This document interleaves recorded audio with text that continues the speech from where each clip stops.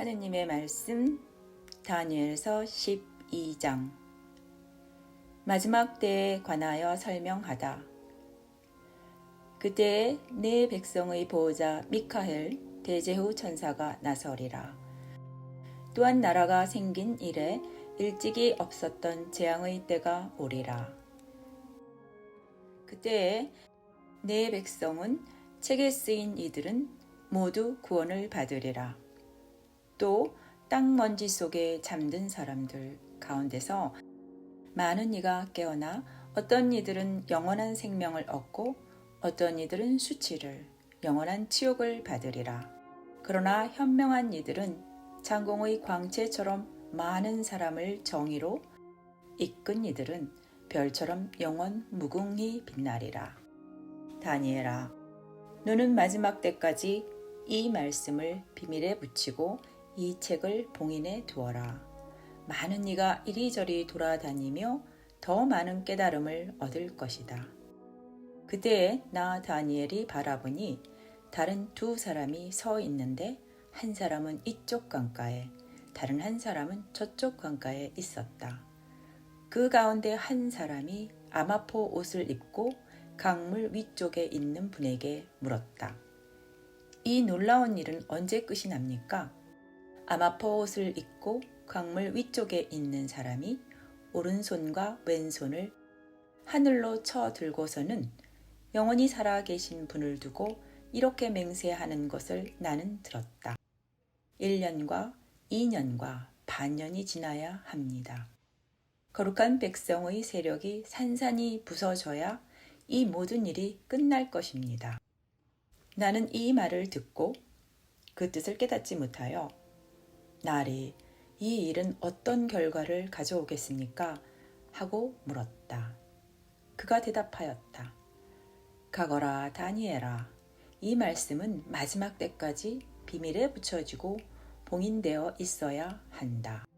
그동안은 많은 이가 정화되고 순화되고 단련되지만 악인들은 줄곧 악을 저지를 것이다. 그리고 악인들은 아무도 깨닫지 못하지만 현명한 이들은 깨달을 것이다. 일일 번제가 폐지되고 황폐를 부르는 혐오스러운 것이 세워질 때부터 1290일이 흐를 것이다. 행복하여라. 1335일이 될 때까지 견디어내는 이들. 그러니 너는 끝까지 가거라. 너는 잠들어 쉬겠지만 끝날에 일어나 내 몫을 받을 것이다. 다니엘서 13장. 다니엘이 수산나를 구하다. 바빌론에 요아킴이라고 하는 사람이 살고 있었다. 그는 수잔나라고 하는 힐키야의 딸을 아내로 맞아들였는데 수잔나는 매우 아름답기도 하거니와 주님을 경외하는 여인이었다. 수잔나의 부모는 의로운 이들로서 그 딸을 모세의 율법에 따라 교육시켰다. 한편 요아킴은 아주 부유한 사람으로서 넓은 정원이 그의 집에 맞붙어 있었다. 그는 누구보다도 큰 존경을 받았기 때문에 유다인들이 늘 그를 찾아오곤 하였다. 그런데 그 해에 어떤 두 원로가 백성 가운데서 재판관으로 임명되었다. 바로 그들을 두고 주님께서 이렇게 말씀하신 적이 있다. 바빌론에서 백성의 지도자로 여겨지는 재판관인 원로들에게서 죄악이 나왔다. 그들이 줄곧 요아킴의 집에 있었으므로 소송거리가 있는 이들은 모두 그리로 그들을 찾아갔다. 한낮에 사람들이 떠나고 나면 수산나는 남편의 정원에 들어가 거닐곤 하였다. 그렇게 그곳에 들어가 거니는 수산나를 매일 눈여겨본 그 두 원로는 수잔나에게 음욕을 품게 되었다. 그들은 양심을 억누르고 하늘을 보지 않으려고 눈을 돌린 채 의로운 판결조차 생각하지 않았다. 둘 다 수잔나 때문에 마음이 괴로웠지만 서로 고민을 말하지 않았다. 수잔나와 정을 통하고 싶다는 자기들의 음욕을 밝히기가 부끄러웠던 것이다. 그러면서도 그 여인을 보려고 매일 부지런히 기회를 엿보았다. 어느 날 그들은 점심때가 되었으니 집으로 가세 하고 서로 말하고서는 그곳을 나와 헤어졌다. 그러나 그들은 되돌아오다가 마주치게 되었다. 그리고 서로 까닭을 캐묻다가 마침내 자기들의 음욕을 실토하게 되었다. 그리하여 그들은 혼자 있는 수산나를 만날 수 있는 시간을 함께 찾아보기로 약속하였다. 그들이 알맞은 날을 엿보고 있을 때 수산나가 여느 때와 마찬가지로 하녀 둘만 데리고 정원으로 들어갔다. 그리고 날이 무더웠으므로 그곳에서 목욕을 하려고 하였다. 거기에는 숨어서 수산나를 엿보는 그 두 원로 말고는 아무도 없었다. 수산나는 하녀들에게 내가 목욕을 하게 올리브 기름과 물분을 가져오고 정원문들을 닫아 걸어라 하고 말하였다. 하녀들은 수산나가 말한 대로 하였다. 곧 정원문들을 닫아 걸고서는 분부받은 것들을 가져오려고 연문으로 나갔다. 원로들이 숨어 있었기 때문에 하녀들은 그들을 보지 못하였다. 하녀들이 나가자마자 두 원로는 일어나서 수산나에게 달려가 말하였다. 자, 정원문들은 잠겼고 우리를 보는 이는 아무도 없어. 우리는 당신을 간절히 원하오. 그러니 우리 뜻을 받아들여 우리와 함께 잡시다. 그러지 않으면 어떤 젊은이가 당신과 함께 있었고 바로 그 때문에 당신이 하녀들을 내보냈다고 증언하겠소. 수산나는 탄식하며 말하였다. 나는 꼼짝 못할 공경에 빠졌소. 그렇게 하면 그것은 나에게 죽음이고 그렇게 하지 않는다 하여도 당신들의 소나기에서 빠져나갈 수가 없을 것이오. 주님 앞에 죄를 짓느니 차라리 그렇게 하지 않고 당신들의 소나기에 걸려드는 편이 더 낫소. 그러고 나서 수산나는 크게 소리를 질렀다. 그 두 원로도 수산나를 향하여 소리를 지르니 그 가운데 하나가 달려가서 정원문들을 열어 젖혔다. 집에 있던 사람들이 정원에서 나는 고함 소리를 듣고 연문으로 뛰어들어가 수산나에게 일어난 일을 보았다. 원로들이 저희 쪽의 이야기를 하자 하인들은 매우 수치스럽게 생각하였다. 수산나를 두고 누가 그와 같은 말을 한 적이 한 번도 없었기 때문이다. 다음 날 수산나의 남편 요아킴의 집으로 백성이 모여들 때 그 두 원로는 수산나를 죽이겠다는 악한 생각을 가득 품고서 그리로 갔다. 그들이 백성 앞에서 말하였다. 사람을 보내어 요아킴의 아내 힐키야의 딸 수산나를 데려오게 하시오. 그러자 백성이 사람을 보냈다. 수산나는 부모와 자녀들과 모든 친척과 함께 나왔다. 수산나는 매우 우아하고 모습이 아름다웠다. 그는 베일을 쓰고 있었는데 그 악인들은 수산나의 아름다움을 보고 즐기려는 속셈으로 베일을 벗기라고 명령하였다. 그러자 수산나 곁에 있던 이들과 그를 보는 이들은 모두 울었다. 그 두 원로는 일어나 백성 한가운데서 수산나의 머리에 자기들의 손을 얹었다. 수산나는 눈물이 가득한 채 하늘을 우러러보았다. 마음으로 주님을 신뢰하고 있었기 때문이다. 그 두 원로는 이렇게 말하였다. 우리가 단 둘이서 정원을 거닐고 있을 때 이 여자가 여종 둘을 데리고 정원으로 들어가더니 정원문들을 닫아 걸고서는 여종들을 내보냈어. 그때 숨어있던 젊은이 하나가 이 여자에게 가더니 함께 누웠어.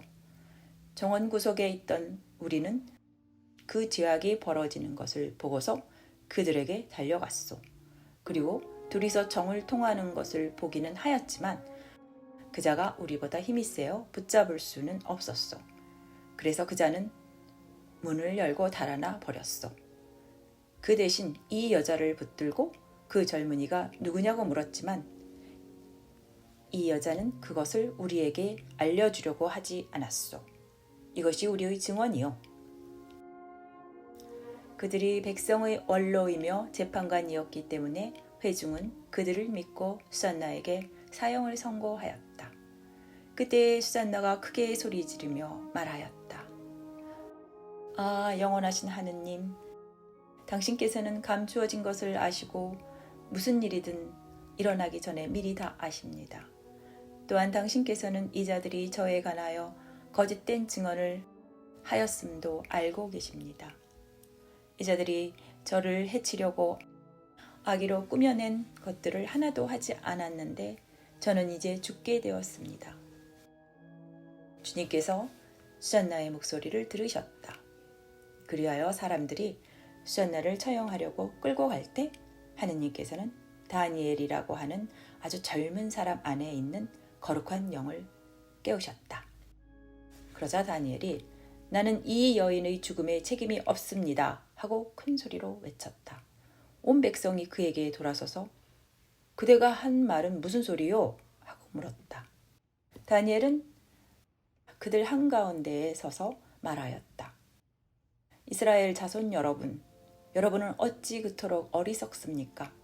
신문을 해보지도 않고 사실을 알아보지도 않고 어찌 이스라엘의 딸에게 유죄 판결을 내릴 수가 있습니까? 법정으로 돌아가십시오. 이 자들은 수잔나에게 관하여 거짓 증언을 하였습니다. 온 백성은 서둘러 돌아갔다. 그러자 다른 원로들이 그에게 말하였다. 자, 하느님께서 그대에게 원로 지위를 주셨으니 우리 가운데 앉아서 설명해 보게. 다니엘이 저들을 서로 멀리 떼어놓으십시오. 제가 신문을 하겠습니다. 하고 말하였다. 사람들이 그들을 따로 떼어놓자 다니엘은 그들 가운데 한 사람을 불러 말하였다. 악한 세월 속에 나이만 먹은 당신, 이제 지난날에 저지른 당신의 죄들이 드러났소. 주님께서 죄 없는 이와 의로운 이를 죽여서는 안 된다라고 말씀하셨는데도 당신은 죄 없는 이들에게 유죄 판결을 내리고 죄 있는 자들을 놓아주어 불의한 재판을 하였소. 자, 당신이 참으로 이 여인을 보았다면 그 둘이 어느 나무 아래에서 관계하는 것을 보았는지 말해보시오. 그자가 유향나무 아래요 하고 대답하였다. 그러자 다니엘이 말하였다. 진정 당신은 자기 머리를 내놓고 거짓말을 하였소. 하느님의 천사가 이미 하느님에게서 판결을 받아왔소. 그리고 이제 당신을 둘로 베어버릴 것이요. 다니엘은 그 사람을 물러가게 하고 나서 다른 사람을 데려오라고 분부하였다. 그리고 그자에게 말하였다. 유다가 아니라 가나안의 후손인 당신. 아름다움이 당신을 호리고 음욕이 당신 마음을 비뚤어지게 하였소. 당신들은 이스라엘의 딸들을 그런 식으로 다루어 왔소. 그 여자들은 겁에 질려 당신들과 관계한 것이요. 그러나 이 유다의 딸은 당신들의 죄악을 허용하지 않았소. 자, 그러면 관계하는 그들을 어느 나무 아래에서 붙잡았는지 나에게 말해보시오. 그자가 떡갈나무 아래요 하고 대답하였다. 그러자 다니엘이 말하였다. 진정 당신도 자기 머리를 내놓고 거짓말을 하였소. 하느님의 천사가 이미 당신을 둘로 잘라버리려고 칼을 든 채 기다리고 있어. 그렇게 해서 당신들을 파멸시키려는 것이요. 그러자 온 회중이 크게 소리를 지르며 당신께 희망을 두는 이들을 구원하시는 하느님을 찬미하였다. 다니엘이 그 두 원로에게 자기들이 거짓 증언을 하였다는 사실을 저희 입으로 입증하게 하였으므로 온 회중은 그들에게 들고 일어났다. 그리고 그들이 이웃을 해치려고 악의로 꾸며낸 그 방식대로 그들을 처리하였다. 모세의 율법에 따라 그들을 사형에 처한 것이다. 이렇게 하여 그날에 무죄한 이가 피를 흘리지 않게 되었다. 수잔나가 수치스러운 일을 하지 않았다는 것이 드러났으므로 힐기야와 그의 아내는 수잔나의 남편 요아킴과 다른 친척과 함께 자기들의 딸 수잔나를 두고 하느님을 칭송하였다. 그리고 그날 이후로 다니엘은 백성 앞에서 큰 사람이 되었다. 다니엘서 14장. 다니엘이 벨 신상을 부수다. 아스티아게스 임금이 조상들 곁으로 가자 페르시아인 키루스가 그의 나라를 이어받았다. 다니엘은 임금의 벗으로서 임금이 어떤 친구보다도 존경을 받았다. 한편 바빌론인들에게는 벨이라고 하는 우상이 있었는데 사람들은 날마다 고운 밀가루 12아르타바와 양 40마리와 포도주 6메트레테스를 바쳤다. 임금도 그 우상을 숭배하여 날마다 그 앞으로 나아가 경배하였다. 그러나 다니엘은 자기의 하느님만 경배하였다. 그래서 임금이 다니엘에게 너는 어찌하여 벨께 경배하지 않느냐 하고 묻자 다니엘이 대답하였다. 저는 손으로 만든 우상이 아니라 하늘과 땅을 창조하시고 모든 생물을 지배하시는 살아계신 하느님을 숭배합니다. 임금이 다시 너는 벨께서 살아계신 신이 아니라고 생각하느냐? 벨께서 날마다 얼마나 많이 마시고 드시는지 보고 있지 않느냐? 하고 물었다. 다니엘이 웃으면서 말하였다. 임금님, 속지 마십시오. 그것은 속은 진흙이고 겉은 청동으로서 무엇을 먹거나 마신 적이 전혀 없습니다. 그러자 임금이 화를 내며 벨의 사제들을 불러놓고 말하였다. 이 양식을 누가 먹는지 나에게 말하지 않으면 너희는 죽을 것이다. 그러나 너희가 그것을 벨께서 드신다는 것을 밝히면 다니엘이 죽을 것이다. 그가 벨을 모독하였기 때문이다. 다니엘은 임금님의 말씀대로 이루어지기를 바랍니다. 하고 임금에게 말하였다. 벨의 사제들은 70명이나 되었고 그 밖에도 그들의 아내들과 자녀들이 있었다. 임금은 다니엘과 함께 벨의 신전으로 갔다. 그러자 벨의 사제들이 말하였다. 자, 저희는 나갑니다. 임금님께서는 음식을 올려놓으시고 포도주를 차려 놓으신 다음 문을 잠그시고 임금님의 옥새로 봉인하십시오. 내일 아침에 와 보시고 벨께서 그것들을 모두 드시지 않은 것으로 드러나면 저희가 죽을 것입니다.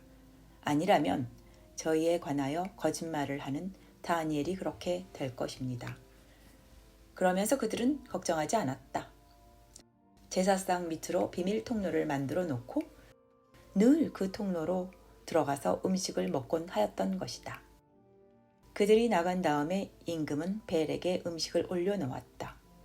그러자 다니엘은 자기 종들에게 분부하여 재를 가져오게 하고 임금이 혼자 있는 앞에서 온 신전에 그 재를 뿌려 놓았다.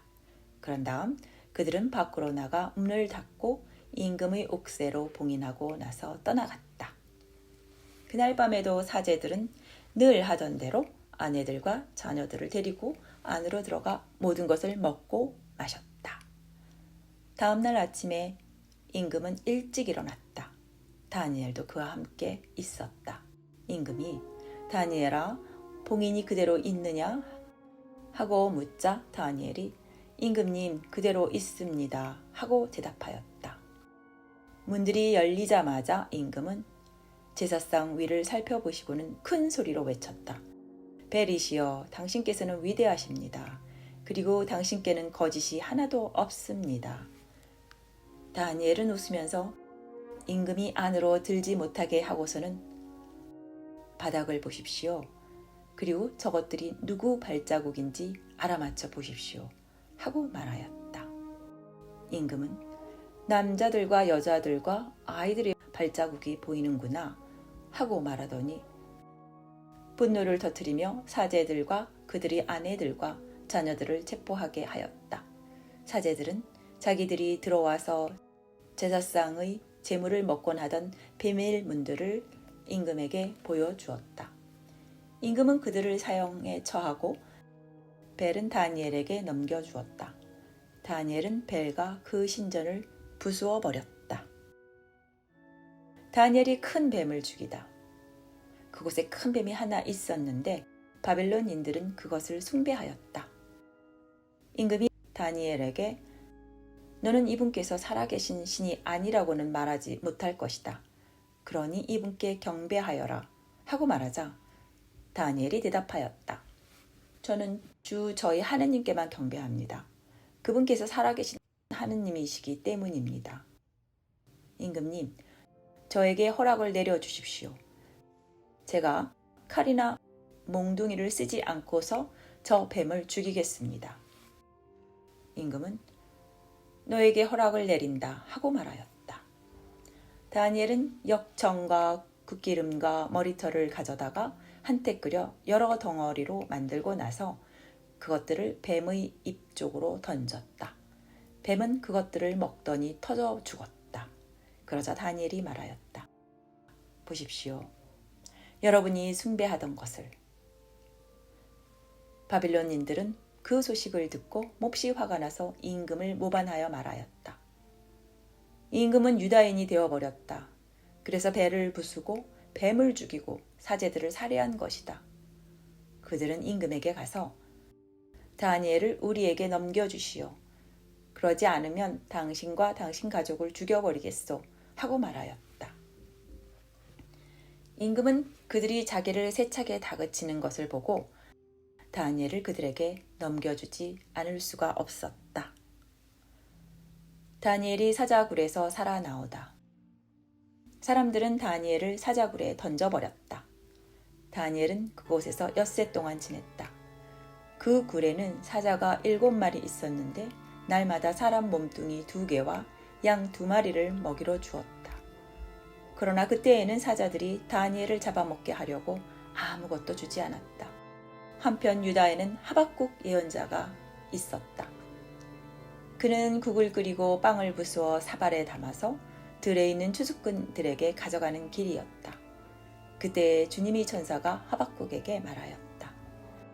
네가 가지고 있는 그 음식을 바벨론으로 가지고 가서 사자굴에 있는 다니엘에게 주어라. 하박국은 주님, 저는 바빌론을 본 적도 없고 그 굴은 알지도 못합니다. 하고 말하였다. 그러자 주님의 천사가 하박국의 정수리를 붙들더니 머리채를 잡고 자기 영의 위력으로 바빌론에 있는 그 굴 위에 데려다 놓는 것이었다. 하박국은 다니엘, 하느님께서 그대에게 보내신 음식을 받으시오 하고 소리질렀다. 다니엘은 하느님, 당신께서 저를 기억해 주셨습니다. 당신을 사랑하는 이들을 저버리지 않으셨습니다. 하고 말하였다. 그리고 나서 다니엘은 일어나 음식을 먹었다. 하느님의 천사가 곧바로 하박국을 그의 고장으로 데려다 놓았다. 이튿날에 임금은 다니엘의 죽음을 애도하려고 그곳으로 갔다. 굴에 다다른 임금이 안을 들여다보니 다니엘이 앉아있는 것이었다. 임금이 큰 소리로 외쳤다. 주 다니엘의 하느님, 당신께서는 위대하십니다. 당신 말고 다른 분은 계시지 않습니다. 그리고 나서 임금은 다니엘을 끌어올리고 그의 파멸을 꾀한 책임자들을 굴 속으로 던지게 하였다. 그들은 임금이 보는 앞에서 곧바로 사자들에게 먹히고 말았다. 여기까지가 하느님의 말씀 다니엘서 12장부터 14장까지였습니다. 감사합니다.